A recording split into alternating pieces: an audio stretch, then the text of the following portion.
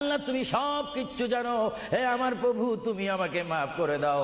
আমার আল্লাহ বলে, তারপরও যদি তোমাদেরকে আমি মাফ না করি, তারপরও বান্দা তোমরা আমার রহমতের দরজা থেকে ফিরে যাইও না। আমি তোমাদেরকে হুকুম দিচ্ছি, ওয়ালাউ আন্নাহুম ইয যালামু আনফুসাহুম জাউকা, বান্দারে যদি গুনাহ করে ফেলো আমার রহমত থেকে মুখ ফিরিয়ে তুমি চলে যাইও না।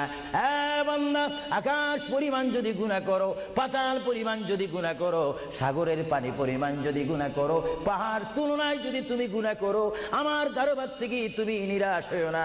বান্দা, আমি তোমাকে একটি রাস্তা বাতাই দিচ্ছি, একটি পথ তোমাকে আমি দেখাই দিচ্ছি।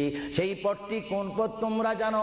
ওয়ালাউ আন্নাহুম ইয যালামু আনফুসাহুম জাউকা, বান্দারে যখন তোমরা বরবাদ হয়ে যাবে তখন তোমাদেরকে একটা পথ আমি তোমাদেরকে দেখাই দিলাম। সেই পথটির নাম হচ্ছে আমার রাসূলের মদিনা। জুড়ে বলেন সুবহানাল্লাহ।